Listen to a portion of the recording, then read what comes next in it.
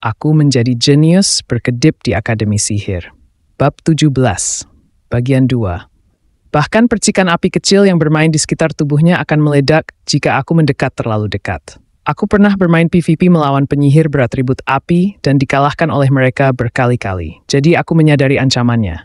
Tingkatannya jauh lebih tinggi dari yang kuharapkan. Jika ini adalah pertarungan nyata di tanah datar, aku pasti sudah dirampok dalam waktu kurang dari 1 menit. Apakah akan ada pertarungan sejak awal? Belum lagi 1 menit, itu akan selesai dalam waktu 30 detik. Hanya 2 aktivasi berkedip tidak dapat mengalahkan makhluk mengerikan bernama Hong Bion. Namun, situasinya sangat berbeda sekarang. Medan yang terus berubah dan tongkat titik di tanganku bertindak sebagai variabel. Tongkat titik ini akan mampu menghancurkan perisai sihir Hong Bion yang rapuh, yang terkenal karena pertahanannya yang lemah. Akan sulit untuk menjatuhkannya, tetapi setidaknya aku tidak akan tak berdaya. Wah, sekumpulan api ditembakkan dari ujung tongkat Hong Bion, dan pada saat yang sama pilar api naik dari kakiku.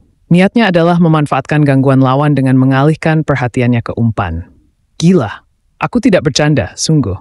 Memang, itu adalah kekuatan yang hebat. Jika dia berhasil sekali saja, semuanya akan berakhir. Namun, tidak satu pun serangan yang mengenai diriku. Dengan memutar kepalaku, aku nyaris menghindari sekumpulan api yang ditembakkan olehnya, yang hampir memberiku ciuman terbang, dan dengan berkedip, aku menghindari pilar besar api yang muncul dari bawah. Bahkan mungkin saja untuk pairing dengan tongkat titik ini, tetapi setelah melihat panah api yang terbang, aku menangkisnya. Apa? Untuk pertama kalinya dalam hidupnya, Hong Bion tampak bingung melihat sihir dihantam oleh senjata dingin.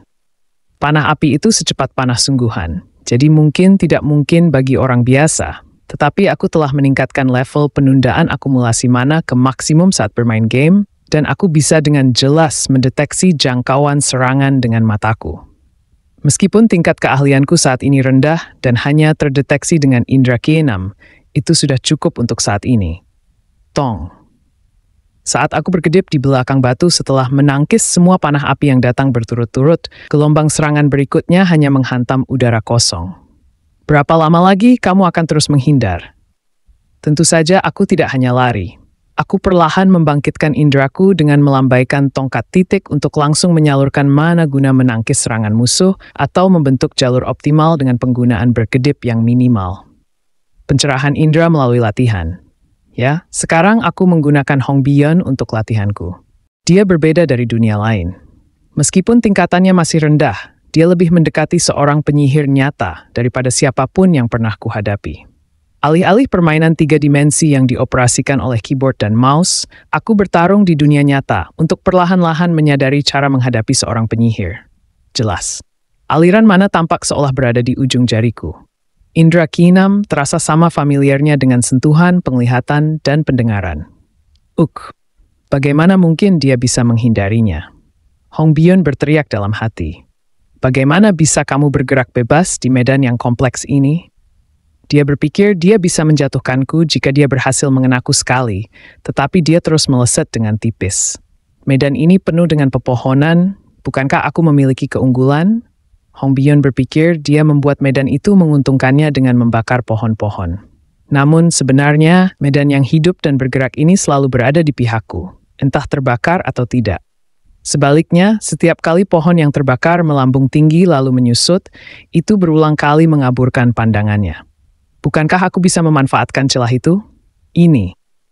Ketika api tidak mencapai diriku meskipun serangannya begitu luas, Hong Bion membuat api semakin kuat. Gerakan untuk mempersiapkan keterampilan sihir tingkat tinggi. Dan saat itu adalah celahnya. Berkedip. Di saat yang tak terduga itu, aku mengaktifkan berkedip dan muncul di depan Hong Bion.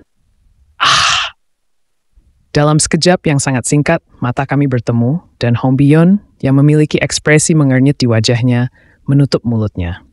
Ledakan jarak. Sebuah ledakan api meledak dari tubuh Hong Bion. Aku mengenali keterampilan sihir itu dengan baik.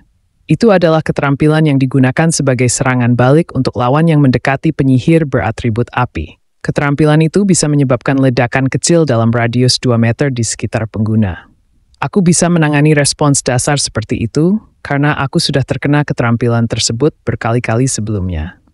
Dengan hanya melangkah mundur 1 langkah, Aku berhasil berada tepat 2 meter dari Hong Bion, dan boom. Begitu ledakan terpental meledak, aku mendekatinya tanpa menyia-nyiakan bahkan 0,1 detik dan mengulurkan tongkat titik.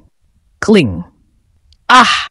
Dada Hong Bion ditusuk oleh tongkat titik, dan perisai sihirnya yang rapuh pecah, mendorong tubuhnya mundur akibat dampaknya. Jika itu adalah Hong Bion dari masa depan, dia mungkin akan jatuh dengan anggun atau mempersiapkan tindakan balasan kedua sebelum ditusuk. Tetapi sekarang dia jatuh ke belakang. Kemungkinan besar karena kurangnya pengalaman bertarung. Brooke, wajah Hong Bion bergetar karena kaget. Apakah karena terbentur pantatnya ke lantai atau karena diserang? Api padam dan keheningan menggantikannya. Aku yang berbicara lebih dulu. Aku menang. Tidak. Belum. Ada aura api di sekitarku. Jika kamu memukulku sekali lagi, kamu akan langsung tersapu oleh ledakan. Aku tahu. Itu sebabnya aku tidak melakukannya. Kamu berpura-pura. Dia menjadi murung dan menutup mulutnya. Itu karena dia percaya bahwa jika aku menggunakan tongkat sihir asli dan bertarung dengannya, dia pasti akan kalah lebih cepat. Apa? Siapa dirimu sebenarnya? Berlawanan dengan apa yang dia yakini, desas-desus tentang diriku juga rumit. Sambil melihat ke sudut, aku berkata, Edna, berhenti bersembunyi sekarang dan keluarlah. Apa? Saat Hong Bion menoleh terkejut, seorang gadis berambut hitam merayap keluar dari balik batu. Dia masih menunjukkan ekspresi tidak puas di wajahnya.